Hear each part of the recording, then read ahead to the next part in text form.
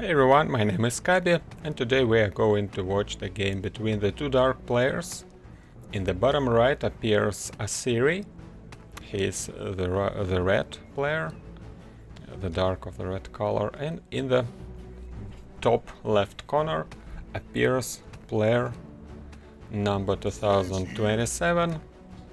And since he's the only player here, we are gonna call him just the player, I guess. Again, one of the elder maps appears. It is the Warrior League, so in the Warrior League we have still many little maps. And many little maps are the elder ones, so that is why sometimes we keep playing and watching pretty much the same map, but when we are going to advance to the Captain League, we are gonna see more different maps, but not all the players already achieved that.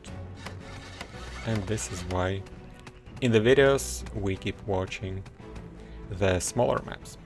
But anyway, we can see players starting off with the sawmill first, while Asiri is just went Pixty and is not adding anything just yet, and gonna place barracks quite far from the initial base placement, so he's probably gonna corner out more territory and wall in more territory to make his base like more cells, more place to breathe. Make sure that his unit is not stuck. His units are not stuck between the buildings, which happens sometimes. And the other channel in Russian language, I also make videos, and I think I made 2 videos in a row where players had to actually demolish their own buildings because of the units stuck in between. We teach the workers to walk between the buildings, but the units are not able to do so. So you have to always consider where your units are gonna travel. We can see Asiri adding the second racks and the under obelisk, probably gonna playing his skeleton archers. Many players have their skeleton archers of the high level already, as it's quite cheap to upgrade the skeleton archers because they are tier 1 units and also the common ones. And that's how the price of upgrades is being determined. The higher unit, the higher tier the unit is, and the higher rarity the unit is, the more expensive the upgrade is. So the skeleton archers, just as the starting units, such as the goons, are the most cheap. But you always have to remember that probably your opponent have them leveled up to the highest level 2. And if, for example, you donate a bit and you have more resources to work with, or probably you grind a game a lot, playing 100 arenas every day, or at least make a daily errands every day, probably you are higher in resources than an average player.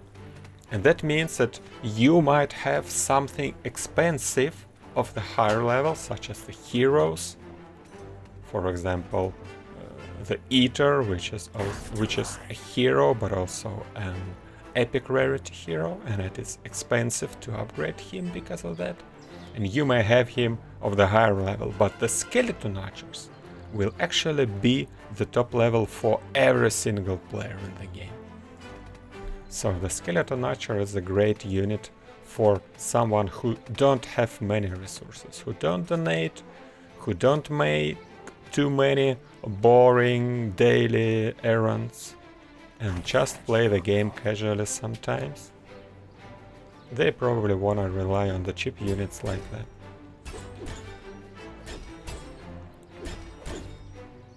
But apart from all this leveling stuff, of course there is also a skill issue and skill stuff, and you may overcome a lot with a skill.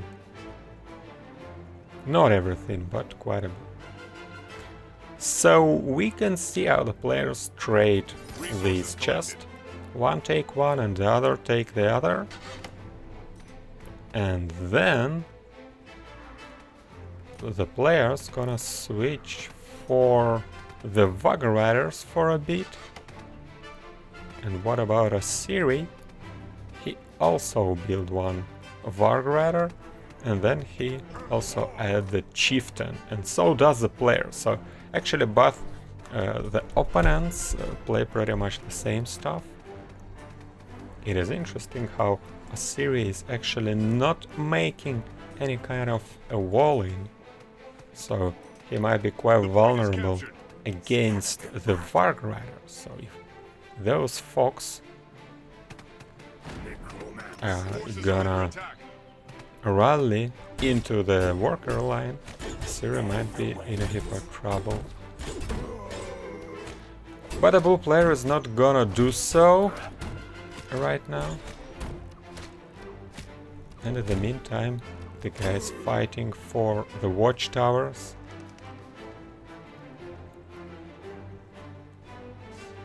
It is a bit tricky on this map that you can get this watchtower from below, and this tower is extremely difficult to take from below.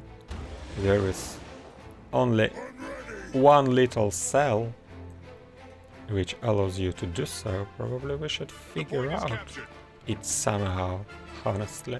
For example, make the radius, increase the radius, or probably move this watchtower a little bit, but there are a lot of props around it. Probably we should address this steel because it makes the map slightly imbalanced. It is slightly better for the red player because his opponent can't steal his watchtower easily when just advancing from the mid position. Anyway, we can see Assyri trying to make a sneaky attack on his opponent. It is the timing where the chests appear, and Assyri decided to use this kind of timing to actually backdoor, like the Dota players call that. He also gonna take a look what's happening in the middle. Forces are under attack. The blue player actually is not even having all too much in the middle, and now Assyri is using a sabotage scroll on the Undead tower, not trying to actually take it down, so it becomes questionable if applying a scroll on it is even a good idea, because the sabotage scroll is not only switching the building node, but also disgraces its resistances. So when you use it, you can take down a building rather quickly, so you want to use it on the building that you are actually focusing down. But disabling the tower can't be a bad idea, I believe. But the problem is that in the end, Assyria is gonna lose everything. Hero is dead. And he didn't even kill much. I think he hasn't killed anything, apart from a couple of units maybe. So he is massively behind right now. It is 20 foot. He's 20 foot behind. And I can't see him saving this barracks if the player is gonna be aggressive enough. He's losing a lot of time though, and that might take an edge for Assyri. Take an edge to Assyri, I believe. I wonder what he's gonna build, probably the Nepal tower. And the Tower of Mana as well. The guys can't use the Citadel 4 yet, because they are not in the Captain League yet. And the 4th Citadel is opening in the Captain League. So now the bombers Gonna take a look if they can apply themselves for something. Yet another necromancer's gonna go down.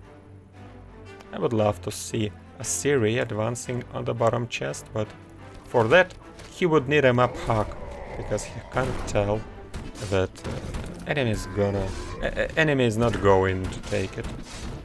And actually he is, but Siri is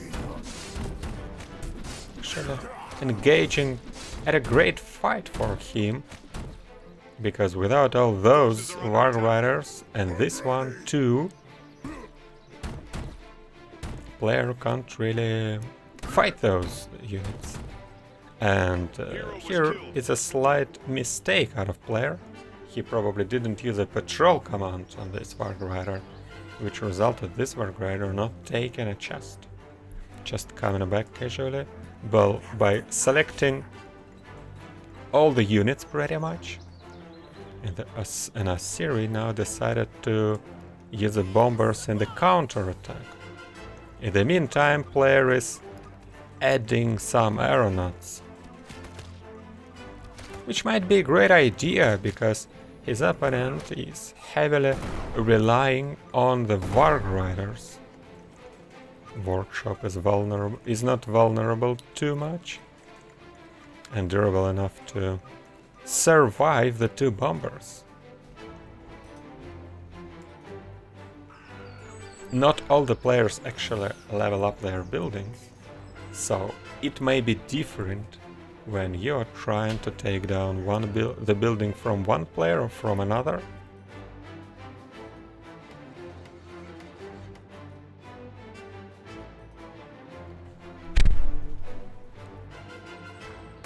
Resources collected.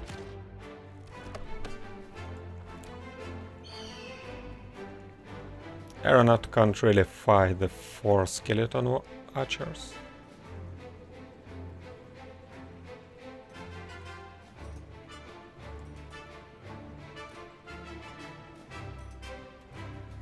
And this time around, it is player who decided to backdoor. I wonder why Asiri made the 2 dark gates.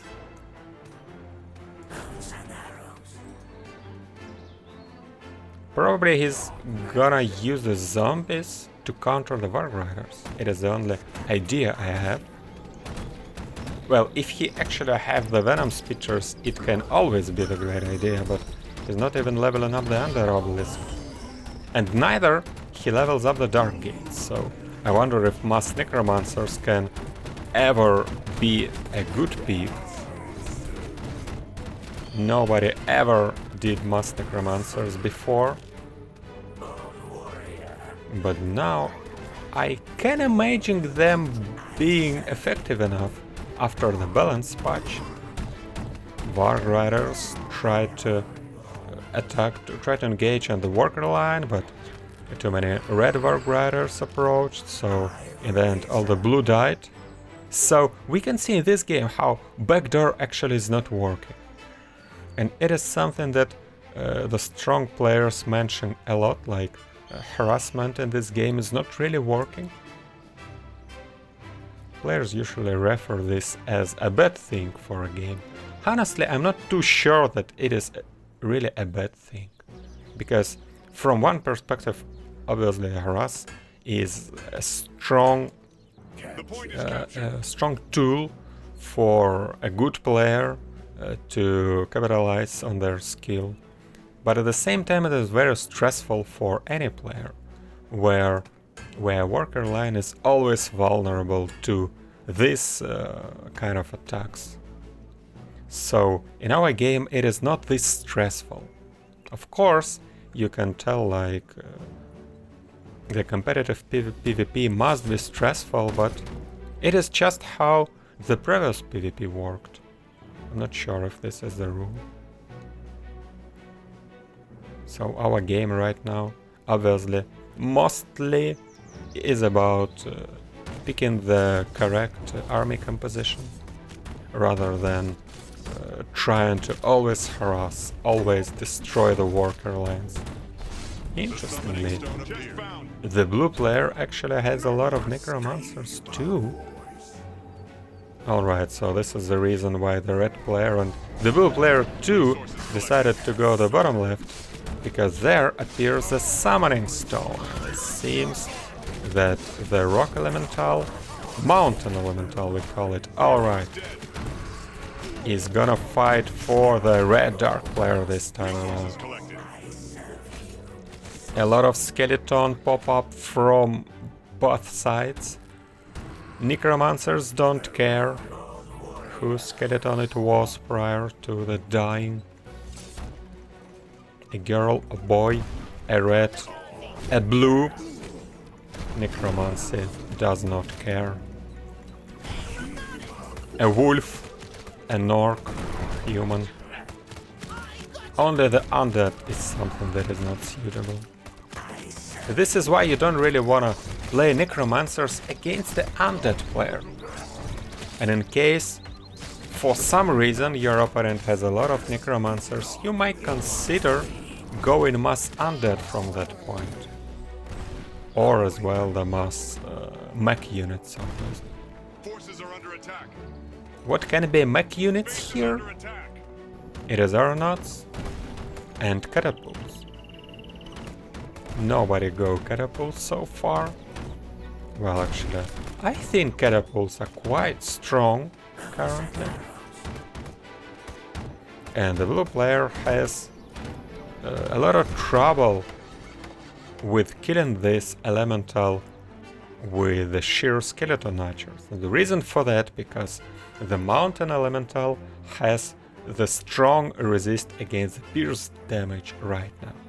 We're gonna choose it a little bit because especially the light players have a lot of trouble with killing the elemental because of that, as many light units in the mid and late game deal the piercing damage actually. It is the ballista, the biker, the archer, and even the guardsman. All the core units of the light actually do the piercing Resources damage. collected. Apart from the heroes and the helicopters and maybe fox riders, but do you have a lot of fox riders every day? Have a lot of fox riders every game? Probably you don't, so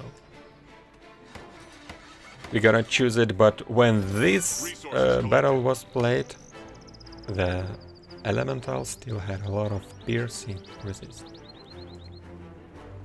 Right, so here comes the target upgrade into the second tier.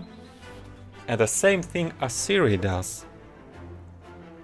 He built those 2 dark gates for a lot of time now. A lot of time ago. And only now he's upgrading them to the second tier. Well, adding zombies against Warg Riders is a good idea, but I still like the blue player's army way more. But the blue player's army is obviously just bigger. It is 80 foot against 60 and even less than that. And Asiri also adds the second hero. I wonder if the blue player even has a second hero. Probably he does. Now Asiri decided to go for the Ring of Fire from this watchtower, from the vision it gives.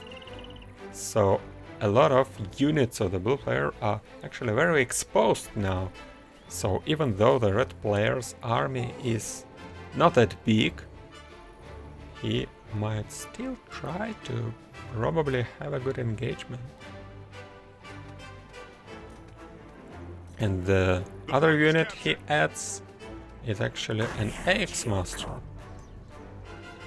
So the blue player uses pretty much the same scroll on his opponent.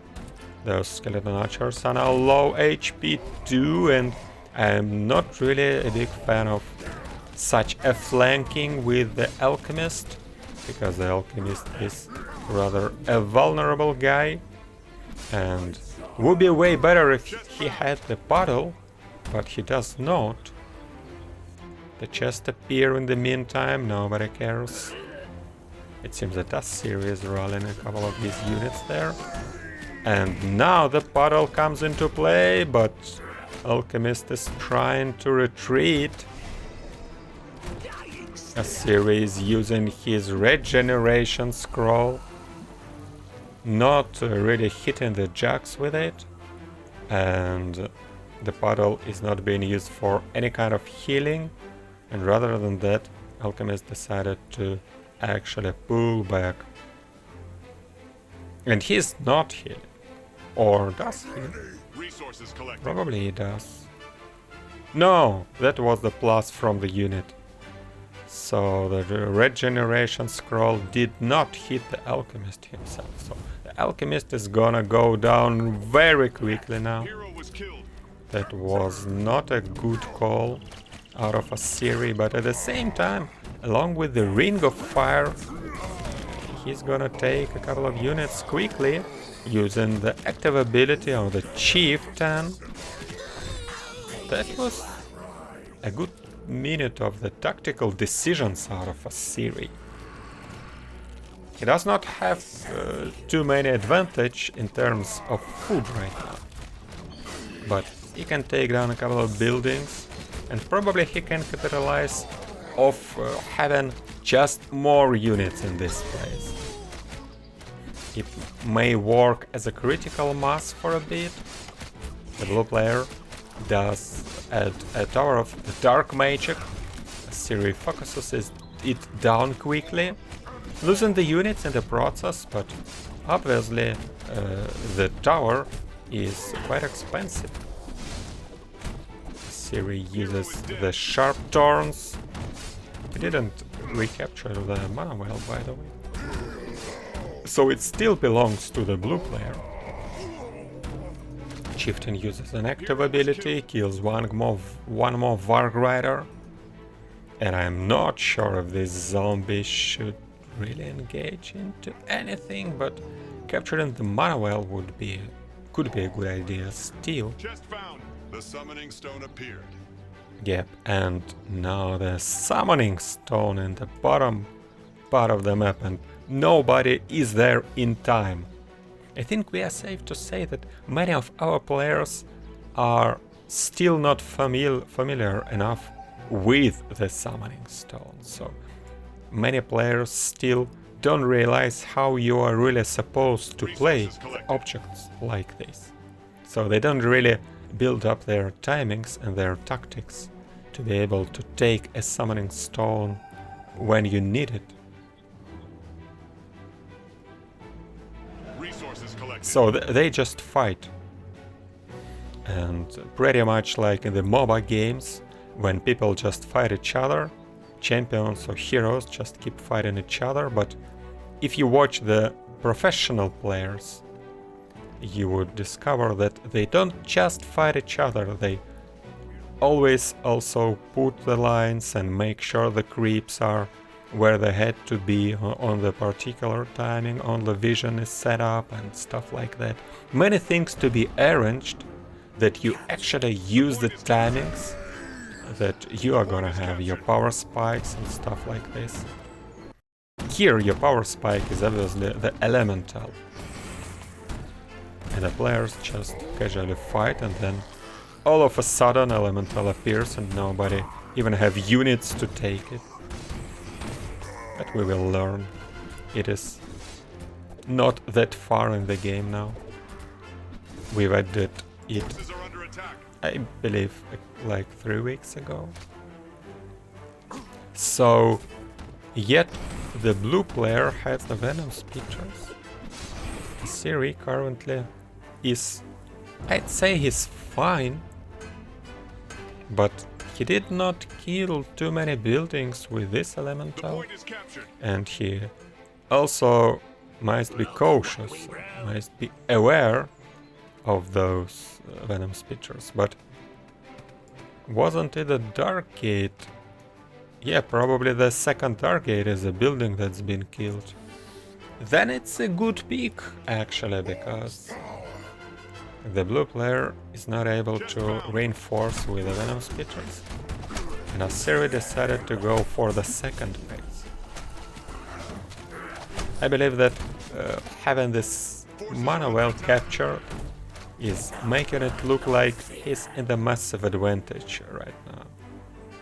Actually, a bad micro here out of the red player. Obviously had to make sure that Zombie finish off each of the 3 neutrals. So he would have 3 extra zombies. But he just killed the units, and we can see the 2 skeletons, which means that only 1 unit became a zombie. It's not the greatest execution.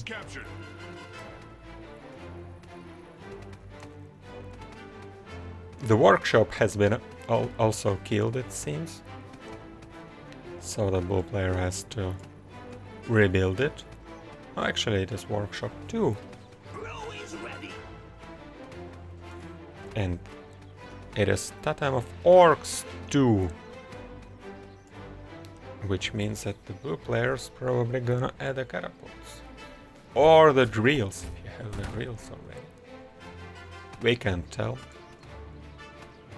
He has the Goblin Lock, so it is possible. But I'm just not sure if he has the unit open yet. The drills are not the necessary units anymore, because now the catapults are the necessary units. So the drills and the bikers are just being dropped for you from the chest, so you don't get it 100%. You get it 100%, but not the moment when you enter the league. You need to play some games and open some chests. Alright, so Asiri decided to go and engage once more, uses the Chieftain active ability, staying in behind actually, so he didn't even hit many opponents, but he powered up a lot of his own units. And from my perspective, he really needs to make sure that he focus the Venom Spitters. Because even one Venom Spitters can make a lot of trouble to the remaining units. But he rather attacks the Chieftain with his Axe-Master. And mostly the Alchemist is the one to hit the Venom Spitter. But Alchemist is not even that stronger than the Venom Spitter. It is the trouble. He uses the puddle, but still decided to run away. And what I would recommend the blue player is to actually follow the Alchemist with the Varg Rider, because a Varg Rider can hit on a move.